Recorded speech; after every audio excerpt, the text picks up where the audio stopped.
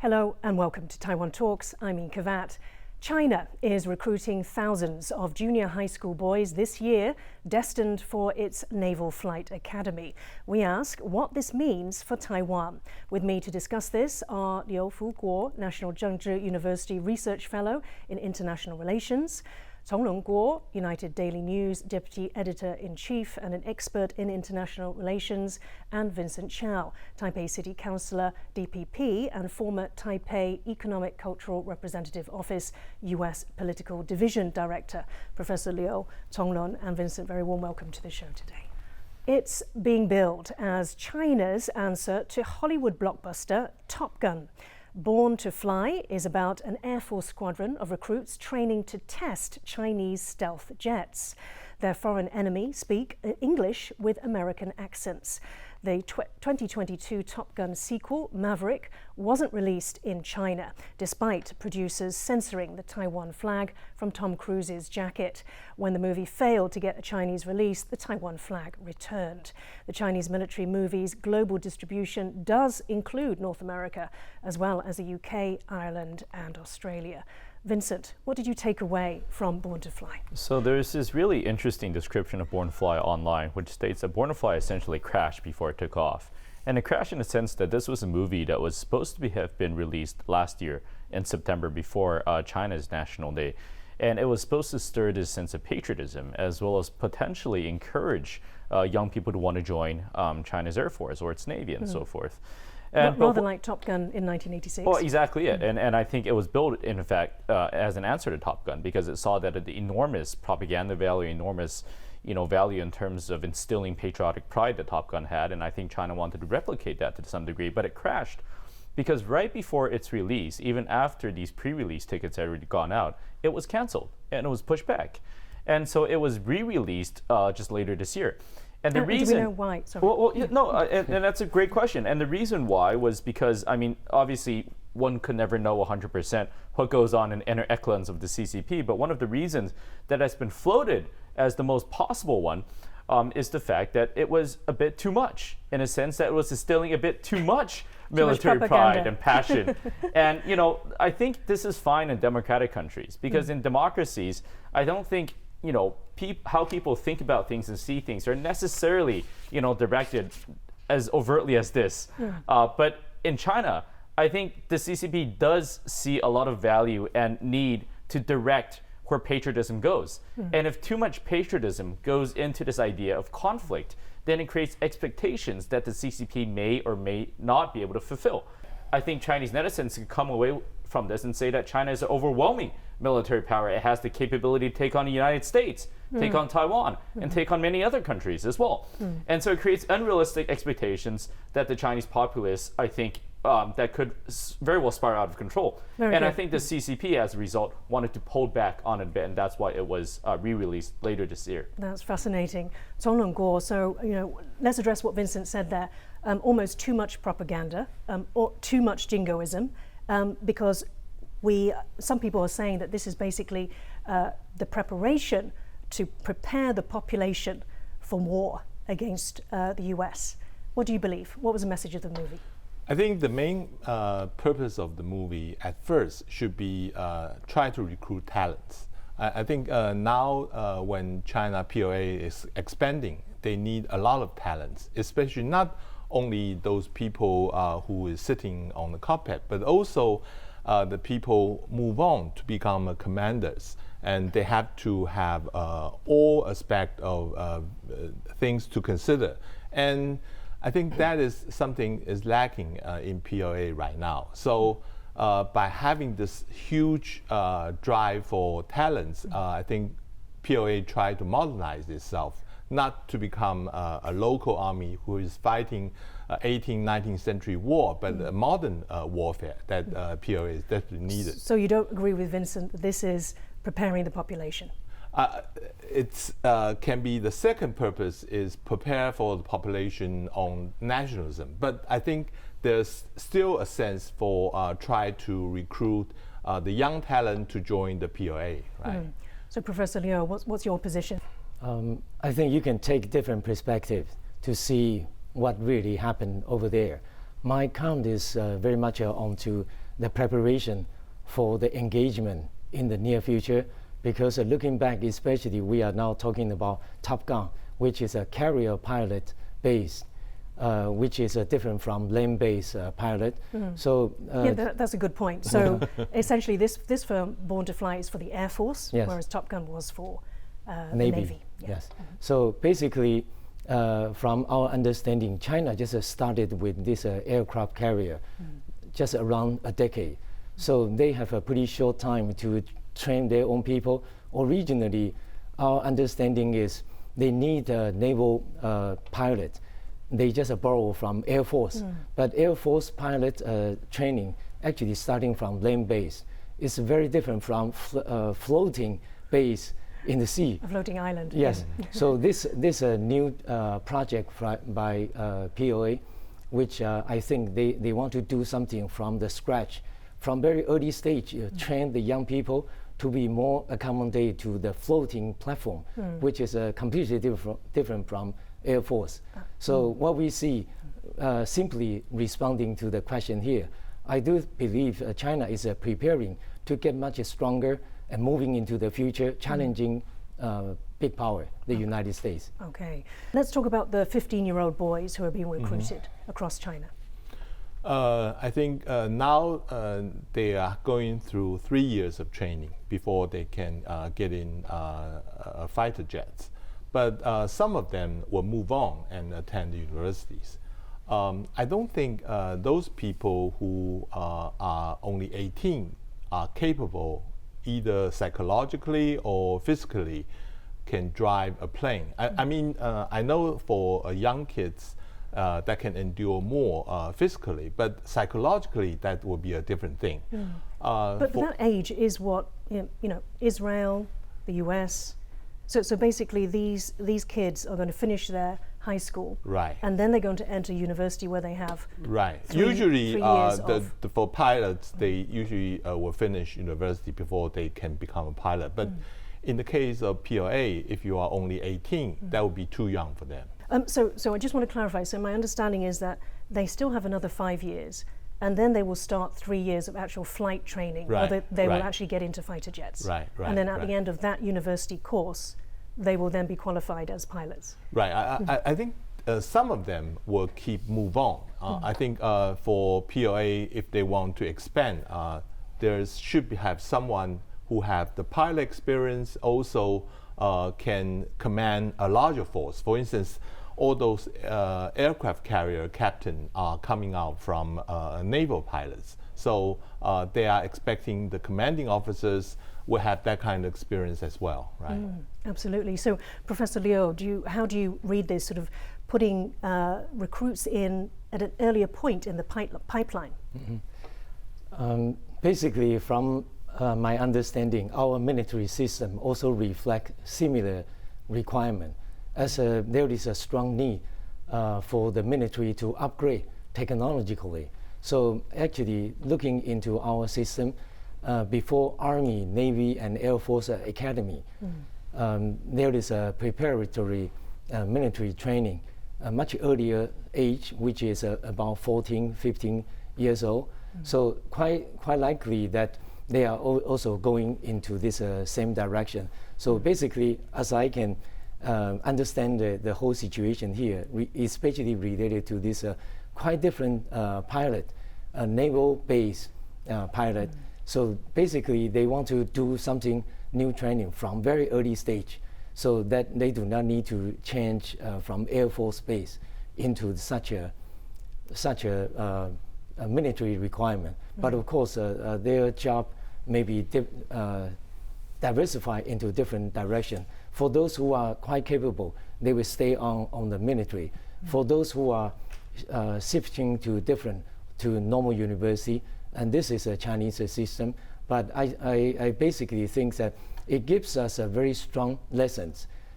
Since our Air Force currently is also short of a pilot, we really need to start earlier, really managing such a recruitment effort more. Let's take a look at the Navy pilot situation in the US. They have 7,000 pilots and combined pilot flight officers, or NFOs, which specialize in weaponry. in total, 7,000. Then there are 465 retirements annually, which is a 10-year average. These are the people dropping out per year. And 250 new pilots and NFOs are produced annually. Now, the minimum age after the 3 years of university or academy is 22 years old as a new pilot, and that is trained over 3 years. Now, looking back, 1922, which is what Professor Liu said, was the year of the very first US carrier-based pilots. Tonglun, so in light of this, how ambitious can we see the 4,500 15-year-olds being recruited in China? You know, is it a big wake-up call for Taiwan? I think that there's in the future, the naval pilot is something that POA will need desperately. They have 2 aircraft carrier already. They have the 3rd one in the sea test right now. And I mean, there's different estimate, but they may have 5 to 6 carrier in the pipeline in the futures. So that would be a huge demand for naval pilots. And understand that if that is true, then we are going to face with some of the top military challenge, both for Taiwan and for the military, for the United States as well. Vincent, give you the last word. So what should we be taking away from these developments that we've just discussed? What should Taiwan be taking away? Well, simply put, I mean, we have to look at this in the context of everything that's happening. And so for Taiwan, I think it's important, number one, to recognize what the CCP is building towards. Number two is to build our own resilience against that. And number three, really to coordinate closely with like-minded countries, not only in terms of information sharing, but also in terms of a coordinated response to what China is engaged in. And all of this brings us back together, which is to the key purpose of what we're trying to do, which is keep peace and stability across the Taiwan Strait. Thank you. Now, to discuss pilot shortages and Navy recruitment strategies, my next guest is a former Top Gun pilot. Ivan Kanapathy accumulated 2,500 flight hours, served 3 years as an FA-18 weapons officer and tactics instructor, and deployed to the Middle East and Western Pacific 5 times. He's currently Beacon Strategy's vice president. Let's take a look.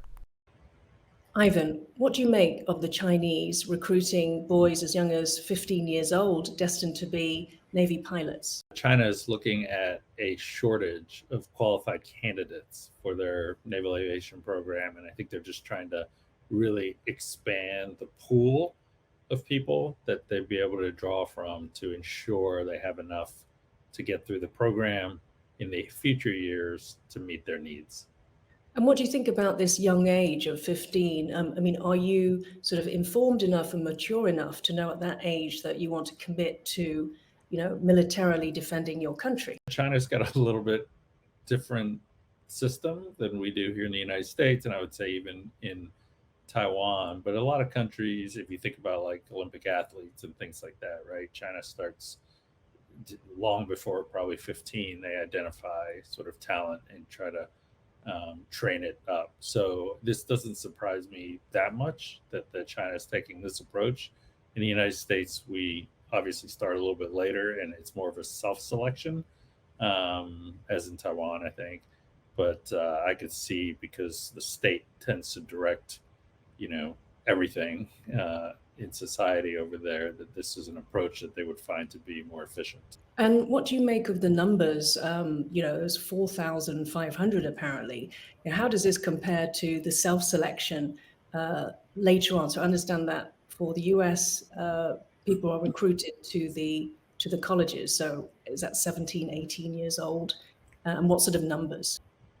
Yeah, I think we get a pretty large number in the US sort of self-selecting into these programs. And typically those that want to become pilots, for example, might go to the US Naval Academy. They might go to the US Air Force Academy. And that's thousands to start out with, maybe not all for aviation every year. But you have those, and I went through myself like an ROTC program with the idea that I might, you know, someday might want to fly. So I don't think it's that out of the ordinary. We've got, you know, a lot of young men and women in the United States that watch, you know, movies and might get inspired to go into that line of work. I understand the difference with China now is that before they had recruited from the Air Force pilots, and now they want to train them up directly as Navy pilots. So what's the difference between the two forces in terms of being a pilot? Yeah, so I think, the key difference really is going to be that carrier operations training. So the ability to land and obviously to take off from aircraft carriers. Outside of that, there are really a lot of similarities. Obviously, we can think, that the carrier would be moving. Obviously, we know the carrier is much shorter than a land-based, runway. But can you describe to us, how much more technically sophisticated that is?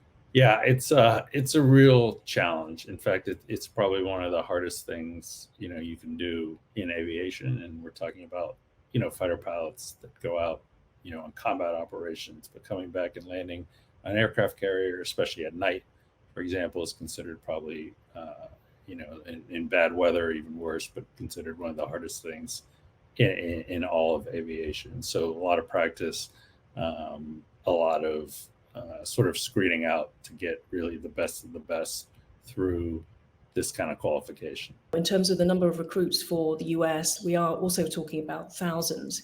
However, the US has 10, 11 carriers, and China currently only has 3, but they have plans apparently for 6 more. So that would seem to be all in line with their plan for a carrier sort of fleet that would match the US's. Yeah, I think you're right that they've got plans for the future, and China wants to have.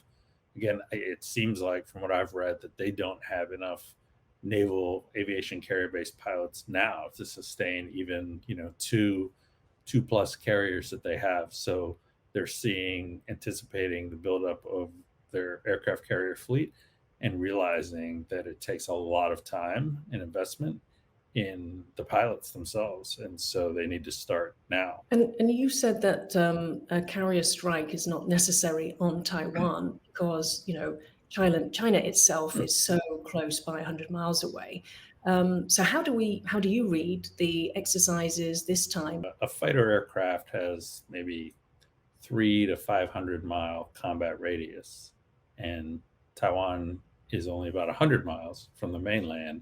So if you're within that range of a fighter aircraft's combat radius, there's really no reason to push it further out, which is what an aircraft carrier would do for you, get you even further from home. So China does not need aircraft carriers to strike Taiwan. They've got tons of fighters and bombers that can fly around to the east side of Taiwan and strike from that side also. So I think what happened, after the McCarthy meeting in California was really more of a political signal, right? In reality, in a combat situation, those aircraft carriers to the east of Taiwan would be extremely vulnerable, I think, to Taiwanese weapons. But if the United States were involved, then obviously very vulnerable to the United States also. In terms of Antony Blinken's postponed trip, the Chinese have asked the US not to release information on the so-called spy balloon. What do you think the US will do? Further details coming out once I believe the FBI completes its report shouldn't be a big revelation. We know there are a lot of sensors on there. We already know there was, a large thing hanging underneath the balloon the size of a small jet airliner. Apparently, it had a self-destruct mechanism. It was being remotely controlled the whole time from China. So why would the Chinese say that they don't want the information to be released then? The United States made a very large diplomatic push around the world to allies and partners about the details that we had, on the early times when the balloon was first overhead, and then in the immediate aftermath when it was shot down. And that was, I think, quite embarrassing for Chinese diplomats, and their embassies around the world. And I think it's the diplomatic arm that really wants to move past this. Now, following President Tsai Ing-wen's meeting with US House Speaker Kevin McCarthy in California on April 5th, China began military drills close to Taiwan. For the first time, the Shandong aircraft carrier sailed into the Western Pacific to the east of Taiwan beyond the first island chain. CNN called it the first simulated aircraft carrier strike on Taiwan. The Shandong is China's second aircraft carrier of 3. The first was repurposed from a Ukrainian carrier, while the other 2 were built in China. Vincent, can you tell us about China's 3 aircraft carriers? So it's actually quite interesting. I mean, these are old technology. These aircraft carriers are built on a base of Soviet prior aircraft carriers that were established in the 70s and 80s.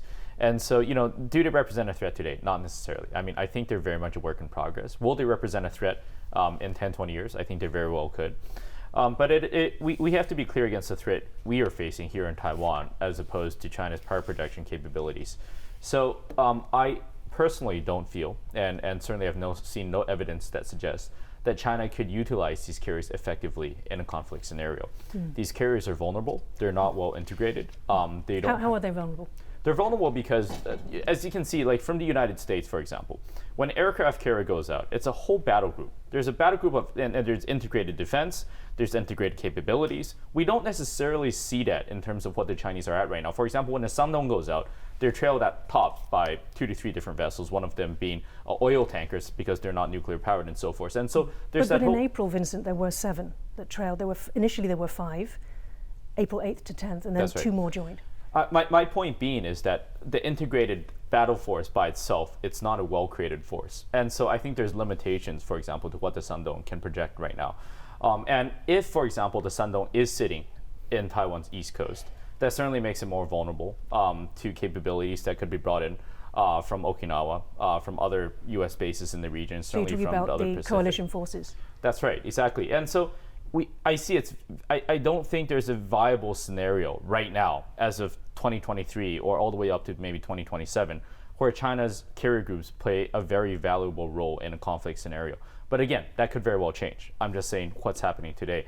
And so we have to be clear, carriers are not our biggest threat right now. Our biggest threat from Taiwan's perspective are landing craft. Our biggest threat are ensuring that their capabilities don't get across the strait. And so that's very much what our naval forces should be defending against and preparing for as of this moment. Zonglun, your thoughts?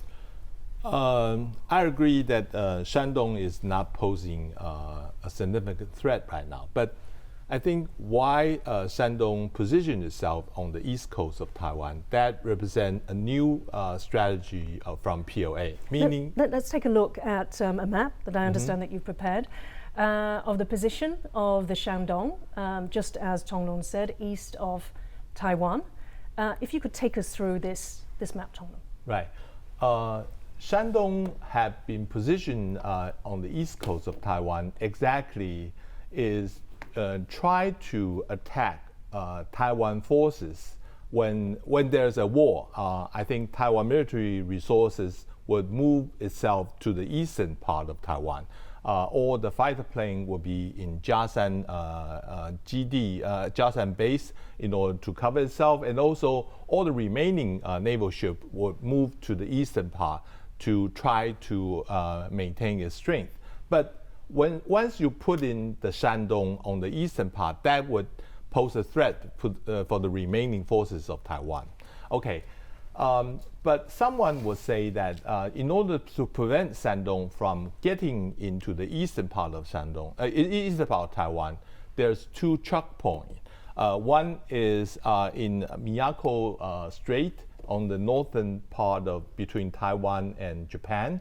In the south will be Bass Strait. That is the reason why the U.S. want to utilize Philippine bases in order to put in the shore to the surface to ship missiles. I think that would be posing a great threat for all the ships want to move to the eastern part of Taiwan.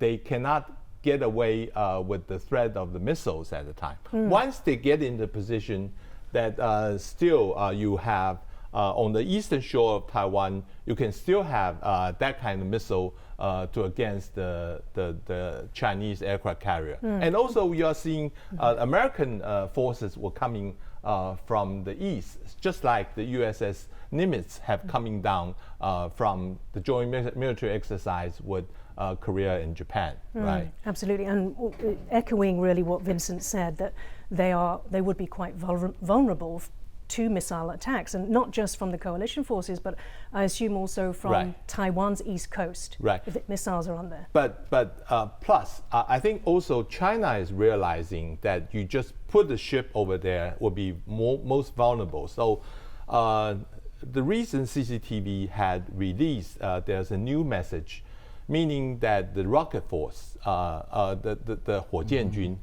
in China have been coordinating the naval operation this time, meaning that the fighter plane, they have using the electronic reconnaissance device on their plane and try to guide some of the Dongfeng missiles.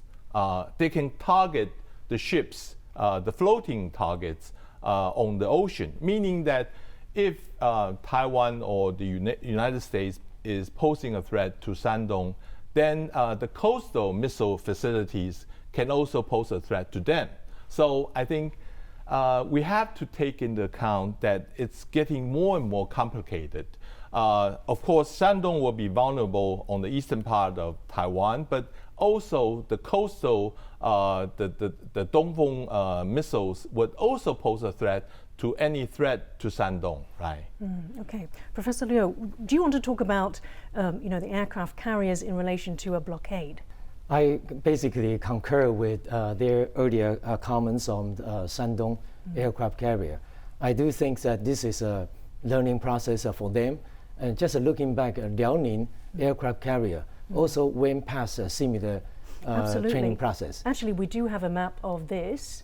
If we could try to bring up the next map, let's take a look at how an aircraft carrier strike might look. I will let Professor, if you want to talk to this, you can see the yellow, the yellow trail is in Liaoning, and that was, I understand, last year, and then this time Shandong. So the strong message, I can quickly wrap up in 3 points. The number one, I agree that Shandong is on training, still in the process of getting into a right position for the real fighting.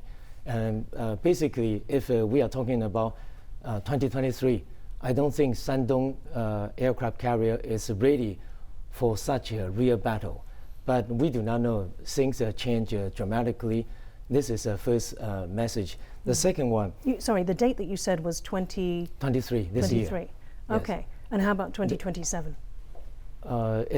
They are getting there very soon. but they might not have enough pilots.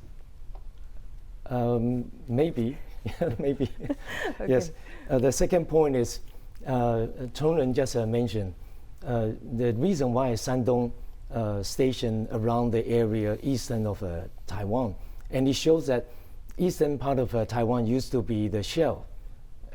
If we can receive the first strike, then we can prepare Air Force and also Navy for preparing for launching the second strike. But currently, it shows that we have a tremendous vulnerability since the Chinese can already sail into the eastern side of Taiwan. And this is a second point. The third point is the exercise conducted by Shandong aircraft carrier is an integrated effort, not just a missile, rocket force, position, and they also send up drones in the area near Taiwan. So combination, which they should really simulate if there is a real war between China and Taiwan. This is what they are planning to do. So the message is becoming very strong. But of course, people currently see that if a Chinese aircraft carrier strike group sail to the eastern side of Taiwan and perhaps expose themselves to the United States and Japan. But the question is whether US and Japan will really intervene into such a conflict, potential conflict between Taiwan and China. So in what way? This is also another political issue for that. Vincent, do you believe that they would? What's the feeling that you're getting from, contacts in Washington as well as this region? In terms of a potential military contingency, you mean? And in terms of them coming actually to the waters around Taiwan? I think, so we again, I don't think anybody can predict Xi Jinping's intentions. I don't think any of us can here. I don't think anybody in DC really can. I think people tend to look at capabilities rather than, what their intentions, what Xi Jinping's intentions could be at any particular moment. No, but in terms of our partners and in terms of US treaty allies.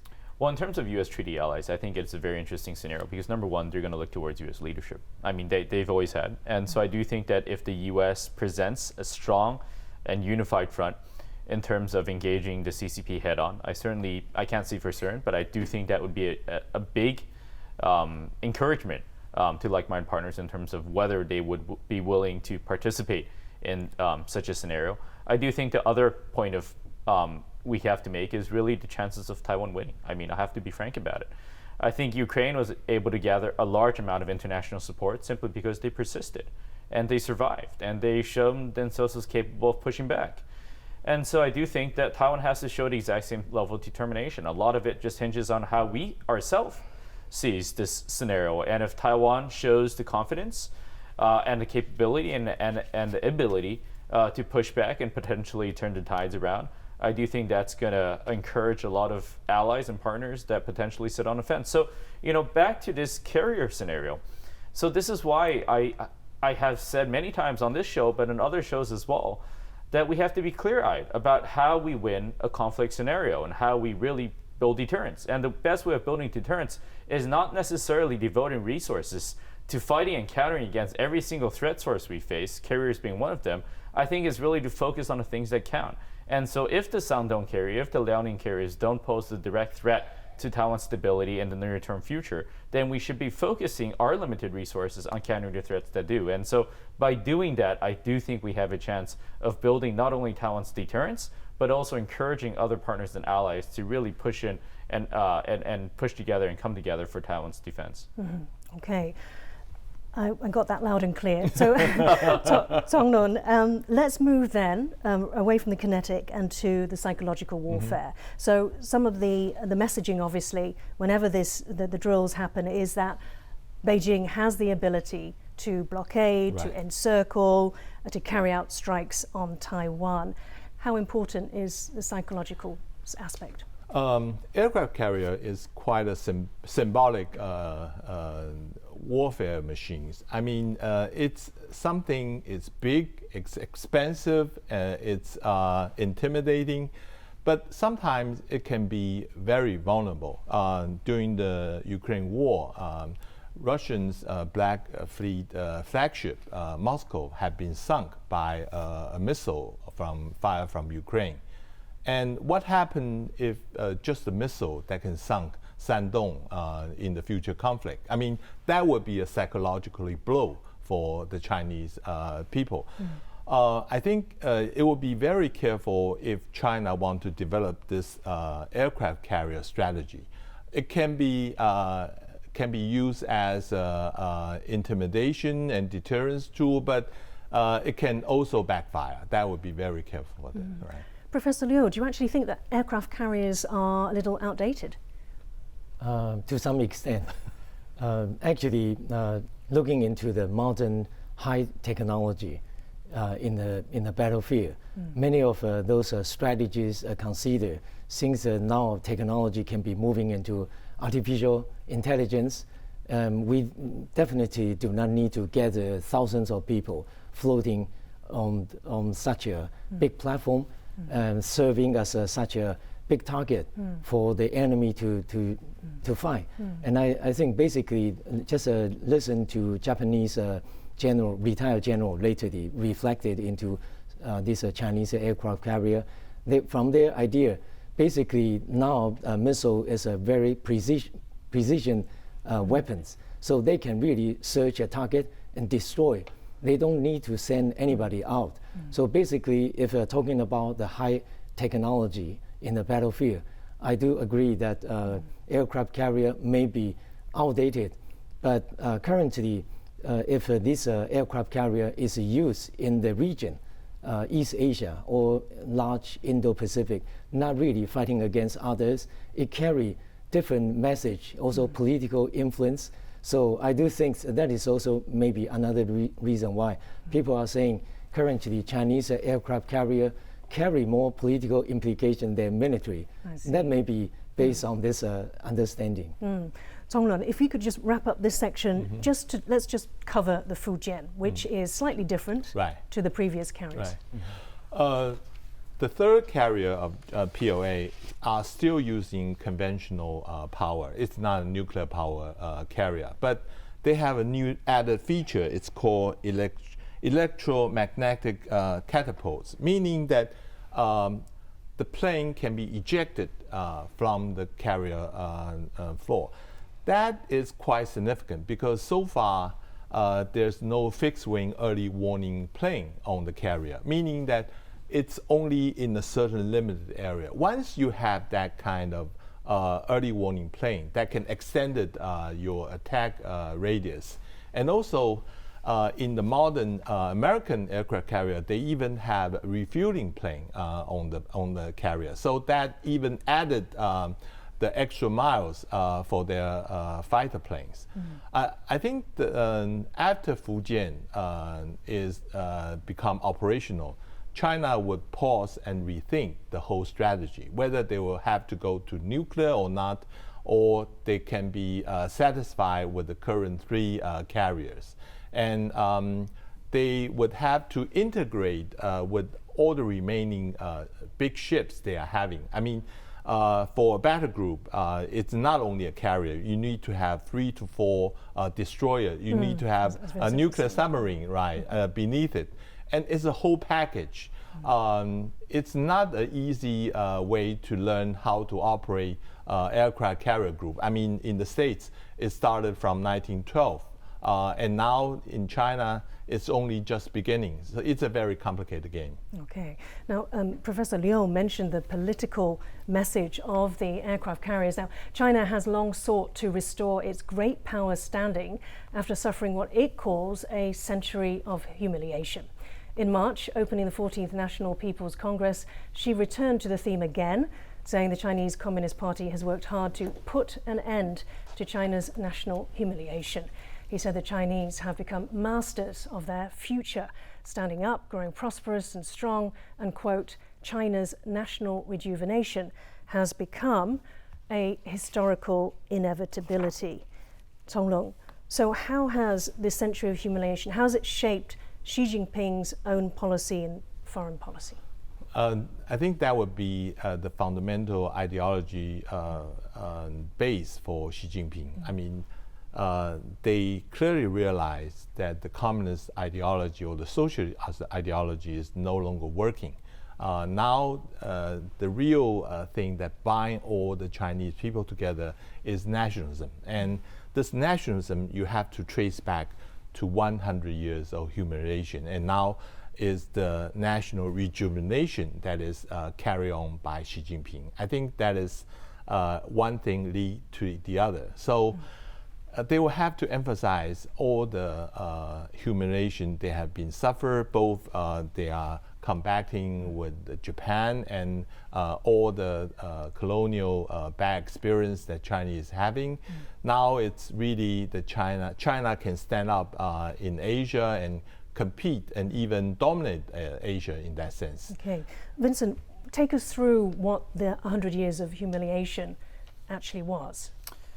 I mean, 100 years of humiliation really started when the Qing dynasty had declined to a certain extent, and that gave, I think, foreign powers, particularly those that had an interest, business, commercial, and otherwise, in China, an ability to go in and to disrupt and to shape politics and policies within their favor, to sign unequal treaties with the Qing dynasty that gave them, for example, foreign concessions, either in terms of land or trade concessions, so forth. And Hong Kong, and I mean even Shanghai and Shandong and many others. And so it has formed this whole historical grievance that really has sustained the CCP since its founding. This idea that the CCP is going to let China stand up again as an equal peer within world powers, and it's going to, it's going to be able to push back against these foreign and they feel interventionist policies that we've seen in the past. And so it's precisely why we see movies such as the first one we talked about, Born to Fly. You know, this idea that they're pushing back against foreign powers, telling them what they can and cannot do. It's precisely the idea why China has engaged in this whole naval building campaign, not only to show themselves as a pure competitor to the United States, but one that could potentially exceed the United States and project power, not only here in the Pacific and beyond. So it really informs everything the CCP does and informs basically Xi Jinping's power legitimacy as well.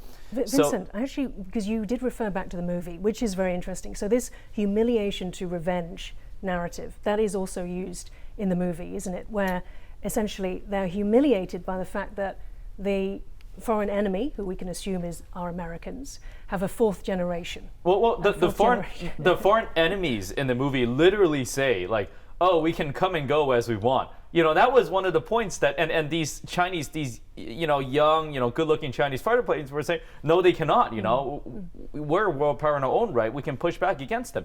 Now, right or wrong from their perspective, what I'm trying to say is that really forms sort of the historical legacy of why the CCP feels the way it does today, and why it feels Taiwan and Hong Kong and Tibet and all of these things really must be subsumed so that they can form the new basis of China's national rejuvenation in their sense. So my last point is this. So as we look about this historical legacy and Xi Jinping, without this historical legacy, Xi Jinping will not be able to hold on to power. So Xi Jinping's hold on power, his tenuous hold on power, is really due to the fact that he needs to make progress on righting in his view, these historical wrongs. And that's why Taiwan is under the threat we see today. Professor Liu, I mean, Vincent didn't bring in Tibet and Xinjiang, and, you know, of course we know that there's border disputes have been with India and, you know, even Russia, Vietnam, invasions of the Chinese of different countries. So, you know, is it true that China is the, you know, aggrieved victim that suffered all of this humiliation, or is it actually a superpower who has also wreaked suffering on other countries? Which is it? I think there is a very strong feeling inside China, not just general people, but also government officials. They truly understand China was a glorious empire in the past, but they lost because domestic turmoil since the early 19th century throughout. So they could not really come up to a certain level as they are now enjoying in the global platform. So gradually, once China reach this economic prosperity, and they feel they have sufficient strength now to speak out. So gradually, they have moved into this direction, asking for more and claim something back to what they should have. So you mentioned the border with India, and also early on they fought this war against Vietnam. So right along this border with different countries, and also now in the South China Sea and East China Sea. Yes, I didn't mention South China Sea. So territorial dispute actually complicate a lot of things. But from China, they are thinking this is their sovereignty. Claims historically already claimed this sovereignty, but perhaps because the earlier time PRC was too weak, too vulnerable domestically, so they cannot really do much about it. So now they have gradually come up and move into the direction they want to control and strengthen their power in the region. So that is what we see. Once they claim something it contradicts with the current international law, it comes with lots of controversy with the neighboring countries. Absolutely. I mean, Tibet, we could disagree that is actually Chinese territory. Right. But Tonglin, let's talk about, you know, the focus on a strong navy. Why does China desperately want a world-class blue water navy? This also have something to do with we have discussed earlier. I mean, by having a strong navy, it would make China claim of a national rejuvenation more substantial. I mean, you can see Chinese Navy sail along the 7 seas, but on the other hand, it also can protect the vital national security pipeline. I mean, China still have 70% of its energy. You have to go through the Red Sea and the Malacca Sea and Malacca Strait and all the way back to China. And that is also important for PLA Navy to protect. Absolutely. But I think that in terms of the nationalism we just mentioned, I think the way how China demonstrates this should not be demonstrated by brutal force or not going through those war warrior diplomat, but rather it should come out with a new and genuine way to demonstrate what is the Chinese interest and how the world should recognize the proper place of Chinese power. I think so far China had not successfully demonstrated they can really do that. I mean, the South Korean president just mentioned about Shang Ganling when he visited the United States. That touched upon the very sensitive button in China, because Shang Ganling was the place where the people's PLA had been fighting with American troops in Korea at the time. China claimed it's a big victory, while the US said the otherwise. So they are very resentful for the South Korean president for saying that. Vincent, last word to you. As Tonglen mentioned, hinted at, a great navy confers prestige onto a nation. Do you think that this, great maritime, sort of great power competition is returning? I mean, we talked about the 18th and 19th century. Back in those days, it was the British that were controlling the seas. Now, arguably, you could say it's the Americans. Now is it China and even Russia vying to be the next great power, and with it, this emergence again, as I said, as a maritime great power competition? Let me offer a slightly different perspective. I tend to think a great navy confers great industrial status. And that's basically the key point of what we're looking at. Because yes, the United States has the world's most high-tech and sophisticated navy, but it's building ships at a very, very slow pace because the industrial base has disappeared. China has a growing navy, but they're building ships very fast, and they're building more sophisticated and more complex ships all the time. And so, they confer, industrial status. And so China's an industrial power the way the United States was in 50s and 60s and 70s.